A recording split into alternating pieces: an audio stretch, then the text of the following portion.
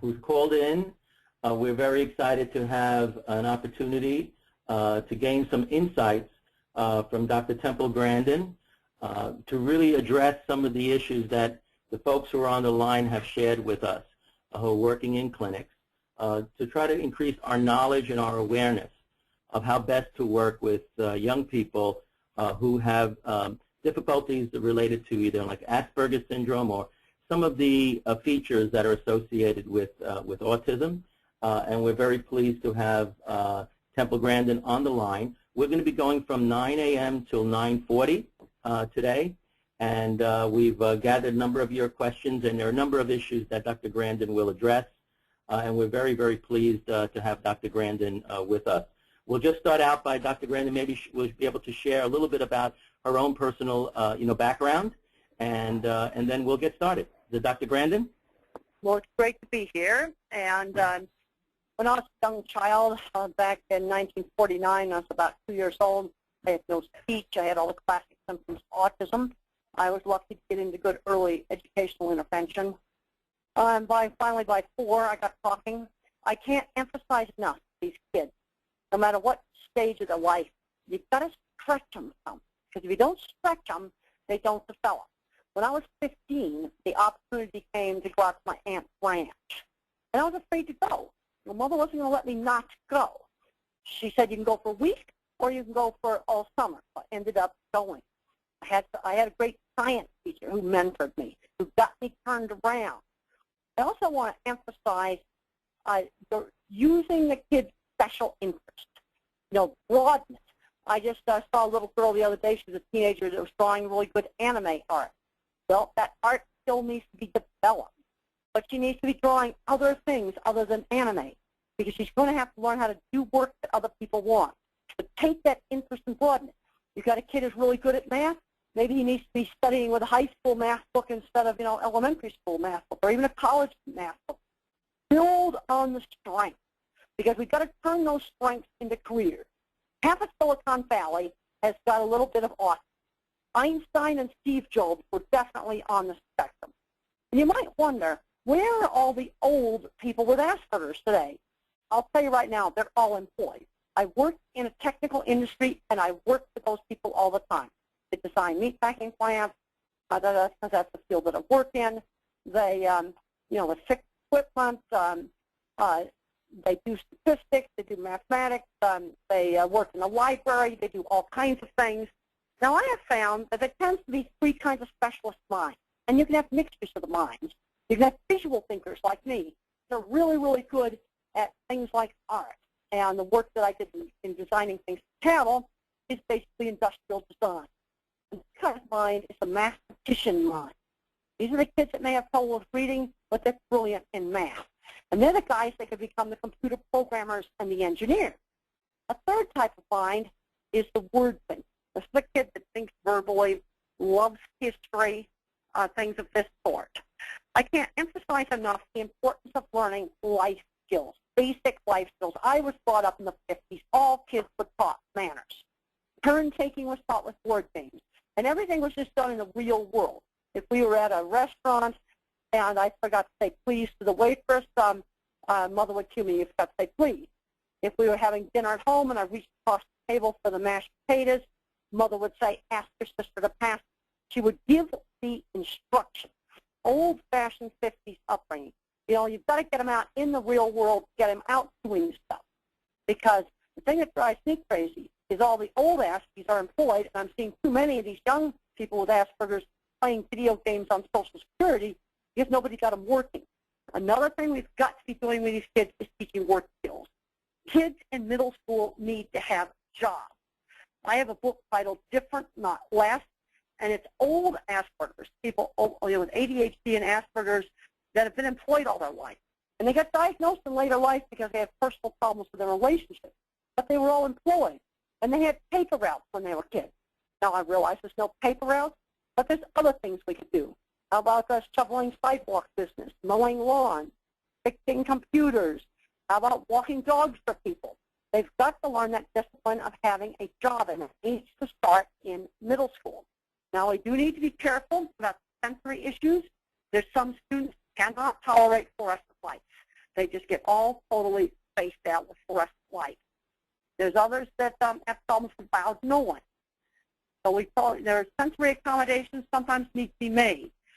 And then the question always comes up about medication. Us visual thinkers have a lot of anxiety. In my 20s, I got more and more panic attacks. And I know a lot of visual thinkers that design equipment, work with them all the time, and if they weren't on a little bit of Prozac, it would be drugs and alcohol.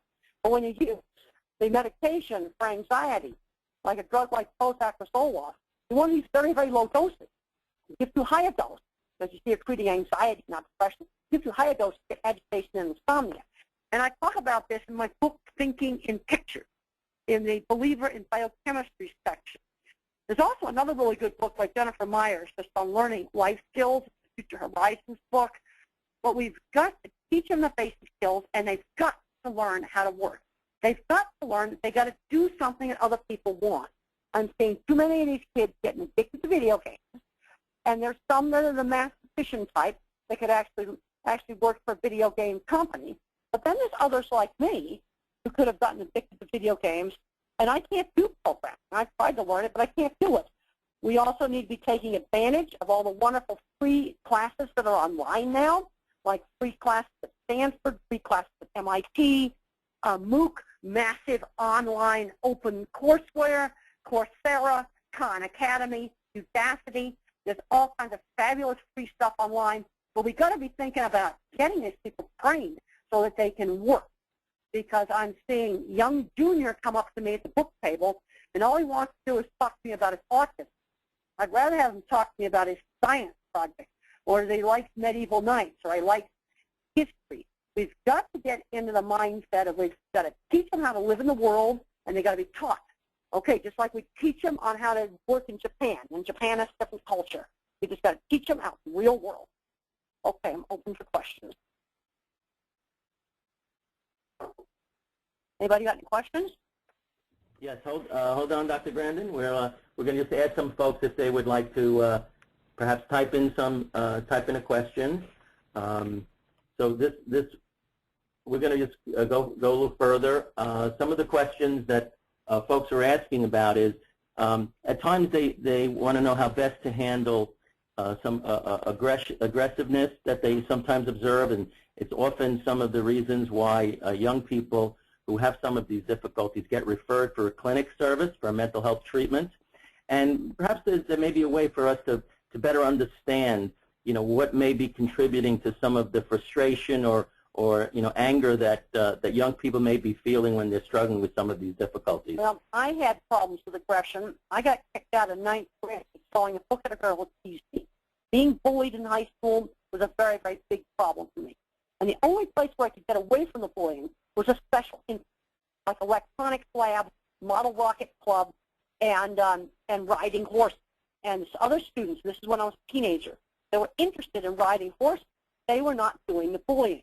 We've got to get them out doing these kinds of activities. Another thing that I did was I switched from anger to crime because I had horseback riding taken away for 2 weeks after a big fist fight I had in the cafeteria. And it's okay for geeks to cry. And I talked to a retired NASA space scientist, and he goes, oh, half the people that worked on the shuttle probably had Asperger's. And when the shuttle got shut down, they didn't throw things. They were all crying, and they were crying on 60 Minutes. It's okay for geeks to cry. But sometimes you switch emotion. But we've also got to get these kids engaged doing interesting, work-related stuff. And I was just recently out at a program for teenage girls that were in all kinds of trouble, and they were out riding horses and taking care of horses, and you've got to get them interested in interesting things that can eventually turn into jobs. Because ultimately, we want to get these people out working. Teach them things like how to start a freelance business. Fortunately, when I was in my 20s, I had a contractor friend who I worked with, and he showed me how to set up a corporation for my business. That was just vital for getting me started.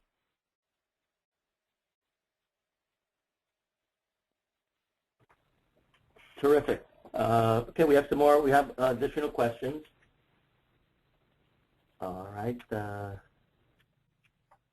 Okay, you did speak about the issue of medication. because that was certainly one area that folks were concerned about.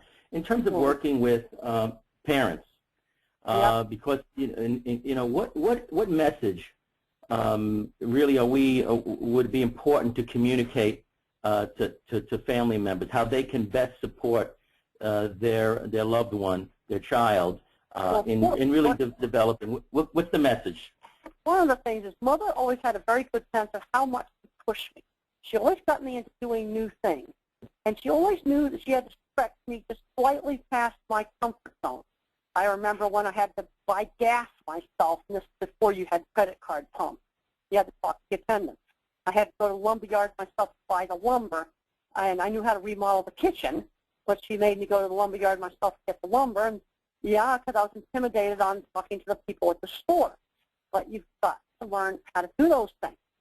And there's a lady named Jennifer Myers that has a very nice book called Learning Life Skills, and she's an Asperger. And her dad was always, pushing her to do things. Like she didn't, like there was something wrong with some baseball cards, and her dad showed her how to write a business letter to the top company, and she ended up getting a whole crate full of baseball cards. But how to do things, you need to teach it out in the real world. Also, getting them involved in stuff. And there's way too many kids loaded up on too many drugs. For me, since I'm a visual thinker, anxiety was my main problem. And a little low dose of dicipramine, an old-fashioned, ancient, old, cheap drug, really worked for me. I'm kind of shudder now at how many antipsychotics are being given out. They're given out for aggression. And, so many kids are on so many drugs, their minds are just, foggy. Another thing is plenty of exercise. You've got to get exercise, and maybe take some fish oil supplements, and not be eating 10 tons of sugar for breakfast. You've got to get some of the sugar out of the diet. I've read an interesting study where the prisons, they improved the diet where it was less carbs and sugar, and the amount of fighting in the prison was reduced. Okay. Perhaps you can say a little bit, more about that one, Dr. Grandin, and the kinds of, activities, because you're emphasizing a great deal of, getting kids moving and working and exercising. Why is that so important, particularly with kids who have some autism spectrum types of difficulties? Well, I have a lot of trouble sleeping, and I do 100 sit-ups every night. It took me 6 months to work up to all those sit-ups. And if I had worked up to that, I would I couldn't sleep. The exercise helps me sleep. I've got exercise. I actually hate doing 100 sit-ups every night on a hotel bed, but even when I'm out on the road, I do them, and it helps me a whole lot. And we've got to be thinking about an end point of how we get these kids out functioning in the community. I've seen too many of them sitting in the basement playing video games on Social Security payments. And there are a few kids that can learn how to program and make videos. But for everyone that's programmer material, there's 5 others that's turning into video game addicts. And I'm even seeing kids graduating from college where they haven't learned a single work skill. They've never bagged a grocery. They've never delivered a paper. They've never worked at a farmer's market or run a web page for a local community organization. They haven't done any work skill things at all. And I've done tons of work skills. When I was 13, I had a sewing job. When I was 15, I took care of 8 horses every day and cleaned their stalls. When I was in college, I had an internship at a research lab. They've got to learn these things. Okay, so that's a very important point that you're making, is really learning some critical life skills. That's right. They've got to learn life skills. And then I was being a visual thinker. They tend to be the panic monsters with anxiety. I know a lot of visual thinkers that are doing very technical jobs, and they weren't on a little tiny dab of Prozac. They'd be on drugs and alcohol. And then I find the more verbal guys that love history, they tend to be calmer. But us visual thinkers, and I know tons of them, and they're not autistic, that Prozac's keeping them out of jail. But you've got to make sure you don't give too high a dose. If you give too high a dose, you're going to get agitation and insomnia. It oftentimes is 1/4 to 1/2 the starter dose, either Zoloft, Prozac, or Lexapro. And this is for our anxious artists and visual thinkers and some of the mathematicians. Of course, it's very variable. You can't completely generalize. But if I wasn't on medication, I would have been dead from colitis by now. I had a terrible colitis, and when I went on the medication, the colitis stopped. Okay. It's interesting you're bringing up, colitis, and I'm just thinking, my wife works with children with autism, and she often reports to me that many of these children also have, gastrointestinal difficulties. Oh, they do. Yeah. Can you say a little bit about that? Because I think if a clinician is working with this child and family, it may be really important to pay attention to some of these physical health difficulties and not just focus exclusively on some, emotional kinds of issues. Well, there's a lot of physicals, a lot of allergies. I get skin rashes, allergies, acid reflux, another problem, and heartburn. You got to make sure that's treated. Yeast infections. A lot of these kids get yeast infections. They make you absolutely miserable. Those have to be treated. And also, I've had them really bad, and one of the things I had to do to treat them was cut a ton of carbs out of the diet, because all the carbohydrates in the diet make the yeast grow, but it makes you absolutely miserable. You've got to make sure you don't have yeast infections, kind of chronic recurring urinary tract infections. That's been another problem that I've had. A lot of skin rashes. All of these things just make you miserable.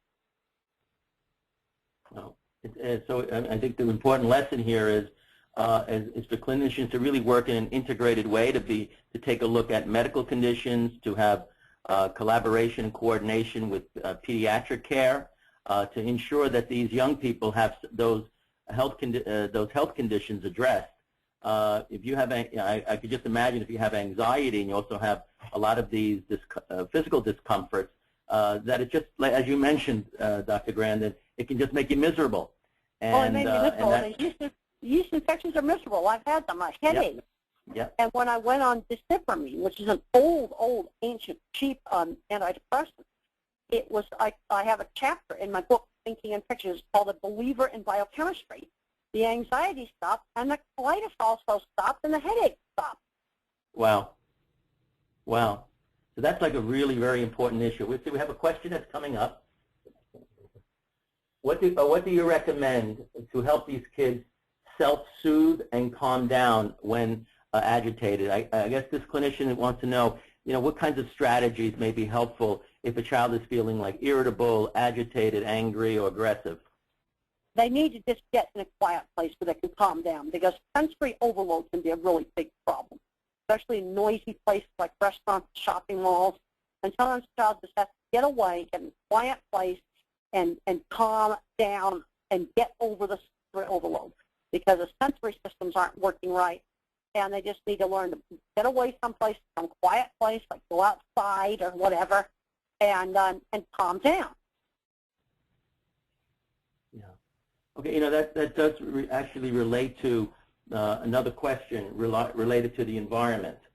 I just want to just pose this issue. When a child comes to a mental health clinic, it typically will be going into probably like an office of the practitioner, or perhaps one of the sort of interview rooms, and we're so very much aware that the environment in which the child is in at any point in time can have an influence. So any suggestions or ideas? The first thing I would do is eliminate all fluorescent lights in those rooms. Now, not everybody has problems, but about 10% of the clients you work with are going to have problems with fluorescent lights flickering on and off like a strobe light. Can you imagine going in an interview room and it's flicking like a strobe light? So in those rooms, let's get rid of all the fluorescent lights. And I'm not sure. I think the LEDs are going to be better, but I'm not sure. I had a dyslexic student that she just zoned out under fluorescent light. So this is one single thing I would do. That's the single most important thing you do, and then these rooms need to be quiet. Important. Any other factors, noise level perhaps, or the way in which the room ought to be organized, or where the child should be sitting, anything around furniture at all? We're just trying to get this really. Is a question. And some kids with visual problems, and unfortunately you go in and do an eye exam, these visual problems don't show up because they're inside the back of the head where the image files are assembled. Some kids can't stand things like checkerboard patterns. and a lot of bright contrasty stuff. That doesn't mean you have to make the office totally the same, but the most important thing is getting rid of fluorescent light in those interviews.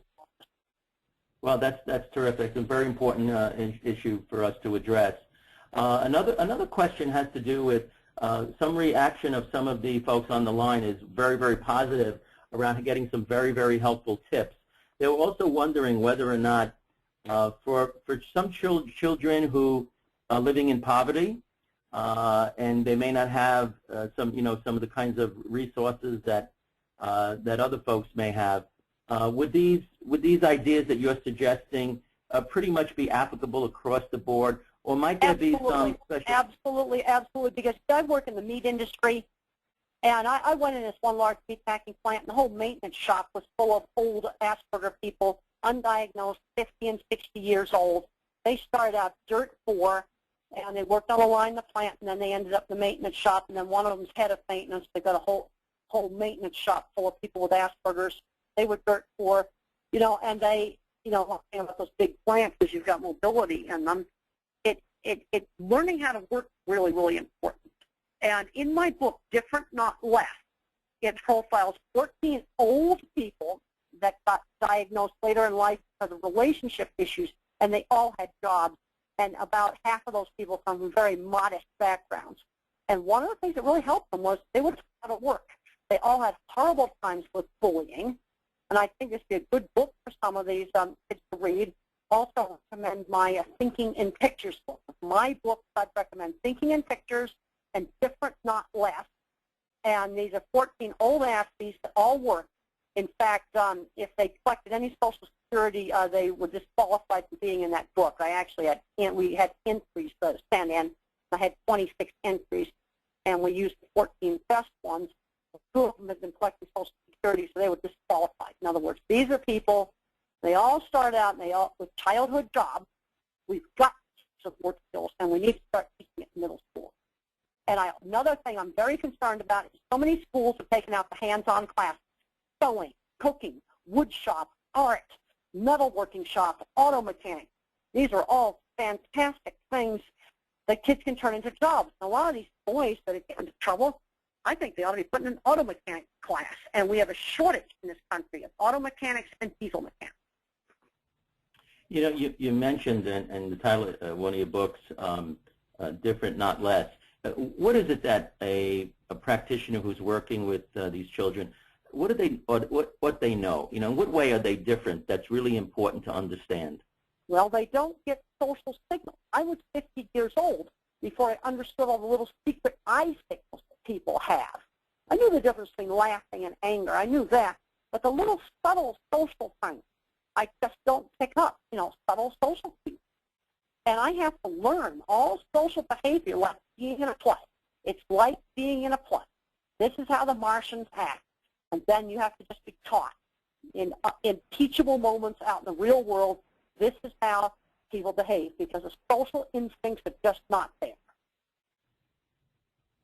Okay. The other thing I'd recommend is getting kids involved with other kids that have shared interests, like getting an artist together, getting the guys that like math together, getting the kids involved in things like band and the school play and the computer club and Lego robotic mindstorms and 4-H and FFA and showing animals and working in the farmer's market. Get them involved in shared interests they can do with other people, because that's where they're going to socialize. So it sounds like what you're really emphasizing is that one area for practitioners to recognize is that the usual social cues, is the problem that they're just not being registered, they're not being understood? Register. The wiring is not hooked up in the brain. Okay. The thing is, geeks, nerds, and mild Asperger's, it's all the same thing. I've been out to Silicon Valley companies. Oh boy, Steve Jobs. You read the article in Business Week magazine. He was a weird loner who brought snakes to school. When he worked for Atari, he was so filthy dirty that he had to work at night. He dropped out of school, and the reason why computers have nice type fonts is because Steve Jobs sat in on a calligraphy course that he didn't even pay for. And that's why a computer has pretty letters, pretty printing that it can do. You know, in most of these clinics, Dr. Grandin, the child might be there for like 45 minutes, maybe an hour, one time a week. And oftentimes clinicians say, you know, what is it that I can accomplish, you know, in that 1 hour? And perhaps I have the family member there. And what would be the most important thing that I could accomplish within that short period of time? One of the things you could accomplish is find a mentor. When I was in high school, I had a fabulous science teacher. And when I went to college, my science teacher was still visiting with me on weekends. Try to find people that can be mentors to kids. And the mentors are going to be involved with shared interests. And, you know, there's always retired people. They could teach auto mechanics. Yes, it's going to be carburetors. It's going to be old stuff. Or maybe teach them Fortran, some ancient old computer language. What you're doing is getting the spark lit. So you get how a carburetor works on an old car. Well, then he's going to get interested in fixing the new one. It's turning on the spark. We need tapping into all the retirees that are out there. They're in all kinds of fields to mentor a kid, and then the retiree can learn how to fix the new cars too, along with the kid. Because there's all kinds of resources out in the community. You got to start getting resources. One thing I learned a long time ago is I always knew that there could be a person there that could open the door. You know, and it's right there. It's like having the ruby slippers and you just don't know you have them. There's fabulous resources on the Internet. But garbage on the Internet, but fabulous educational resources on the Internet. Okay, great. You know, one of the, at least experienced sometimes as challenges, is that, you know, children who get sort of very sort of obsessed with the same thing over and over and over again. You've got to broaden it out. You've got to broaden it out. Like I was obsessed with this rotor carnival ride when I was in high school. Well, let's use that to teach physics. Let's learn the physics of how that ride works. How do the hydraulics on that ride work? In other words, broaden it out. I talked to a little girl the other day, and all she did was make anime pictures. Well, people want other things. Let's do anime's house. Let's do anime character's car. Let's do a pet bird the anime character might have. In other words, broaden it out, broaden it out. In other words, make an associative link back to their fixated thing. And you can tap into that tremendous drive of that fixation. Well, it's interesting because you seem to be presenting it not to look at that fixation as a deficit, but as something that you could build on. Absolutely. I'm going to build on it. My fixation on cattle chutes became my career. Right. I became an expert in the world on a very specialized subject that originally was my fixation. But I had to learn a lot of other things in order to use that fixation in a constructive manner. Yeah. You know, what you've just shared with us, Dr. Grandin, is so important. In the mental health field, once something is defined as a disorder or a deficit, then the goal is to somehow get rid of it. But what you're suggesting is that's not something to get rid of. That's something to really use because there's a lot of energy behind it. And you want to tap in. You want to tap into that energy. You see, the thing about me is I'm traveling back and forth between the autism world and the technical world. And so one day I'm at a meatpacking plant that has 5 undiagnosed Asperger's in their maintenance department that have managed to have enough social skills that they got 3 different plant owners, and they still have that job. And then I go and see a 12-year-old kid walk up to me at the book table, and all he wants to do is tell me about his Asperger's. I said, I don't want to hear about your Asperger's. Tell me about your science project. Do you like Medieval Knights? Do you like the Harry Potter book? Anything. I want to talk about other things other than Asperger's. You know, I don't define myself by my disability. And I'm seeing a little bit too much sort of handicap mentality. They become their diagnosis. And I tell them, Einstein to be labeled autistic today. He had no speech until age 3. Half of Silicon Valley is on the autism spectrum. Now, I won't mention all the live Asperger people out there, but they're running some of the biggest, most important companies in Silicon Valley. And you can figure out who they are. Steve Jobs and Einstein I'll talk about because they're dead. Okay, we have another question that was asked is, this notion of sensory treatment cannot actually be done in clinics, and how can clinicians help families regarding some sensory integration or sensory treatment approaches? Is that an area that you have some knowledge about? I do, and I had a problem. You know, there are some individuals who can't tolerate stretched clothes, so you've got to find cotton that's got a smooth weave, wear against their skin. Some people have a problem with fluorescent light, the flickering, and there's some simple things you can do for the kids.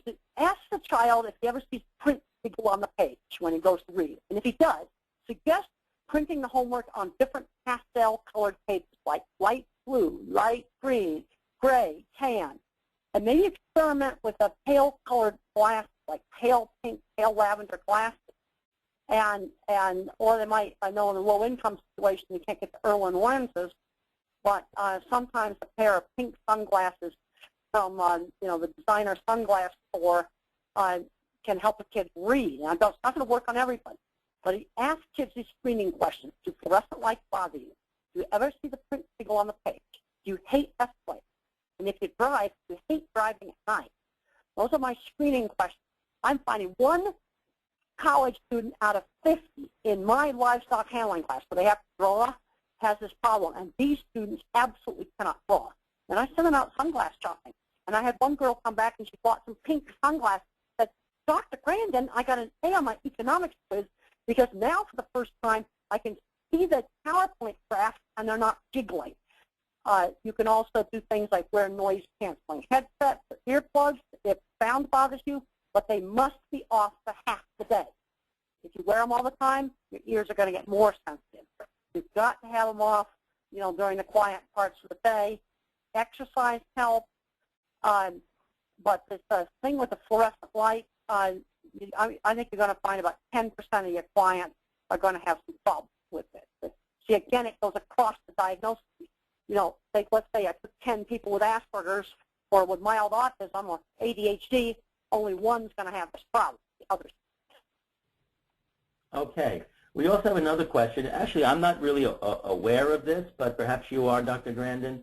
One of the listeners typed in, how do you feel that the term Asperger's will be phased out of the language in the DSM, I guess the DSM-5 that they're working on?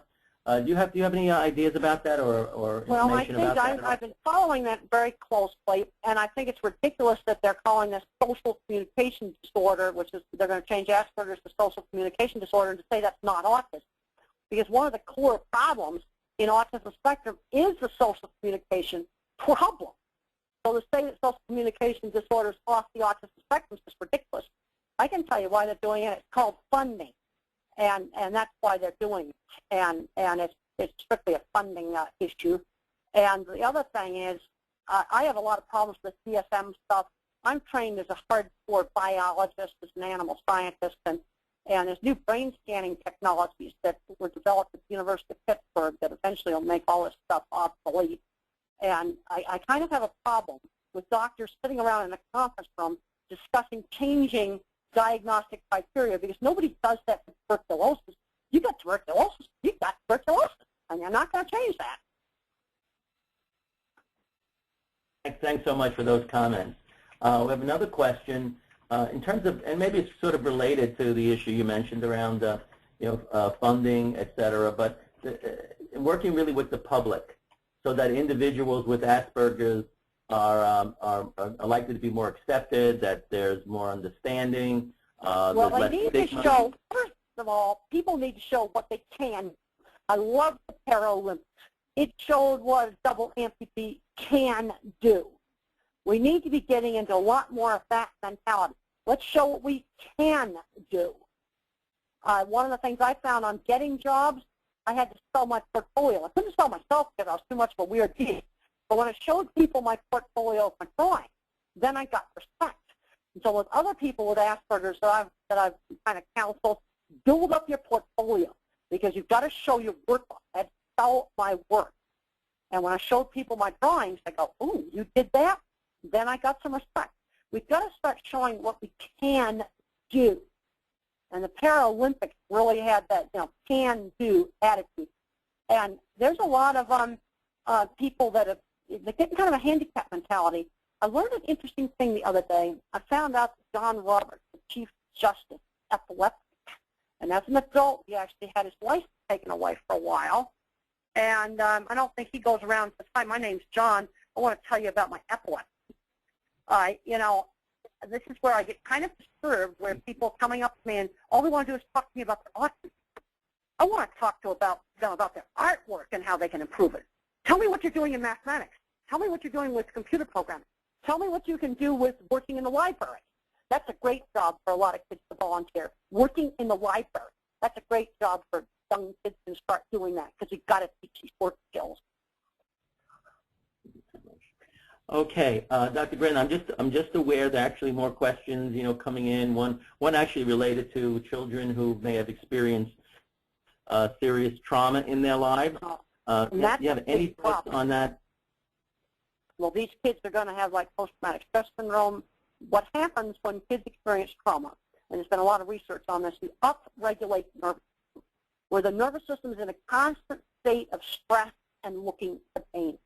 It really damages kids to be abused and have trauma. And there's been a lot of research on animals, and the results are bad. You abuse the babies, you abuse the pregnant mother rat, and the babies end up being a lot more anxious because the whole nervous system gets upregulated living in a dangerous world. And it really messes kids up when they're abused. Well, Dr. Grandin, I know we just literally have 2 minutes left. Just perhaps any last comments that you would like to make before we close, and thank you for participating. Well, it's been really great to be here, and I hope that I've given some people some good ideas. But we need to be working on what people can do. You know, I think about that guy that had the 2 artificial Blade Runner legs, and he actually went in the regular Olympics, and all the things they were doing in the Paralympics. We've got to show what people can do. You know, build on the thing that they can do. And even if you're working with a lower, you know, nonverbal, there's things they can do. Some of the people that are nonverbal can learn to type independently. iPads are great for that, because you can see when you type on that virtual keyboard, you can see print appear right above it, and you don't have an attention shift problem.